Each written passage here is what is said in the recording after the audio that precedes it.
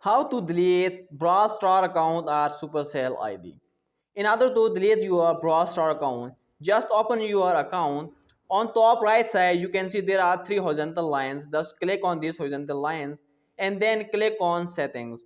When you click on settings, here you can click on help and support. When you click on help and support, you will see a lot of options. Now here click on accounts, then click access or delete your data. When you click access or delete your data, then here there will be option request deletion of your personal data. When you click on this, just simply click on delete my data. When you click on delete my data, chat box will be open and you will get some more option. Then just click on I agree to delete my data. When you click on this, your request to delete Brawl Star account or Supercell ID will be processed.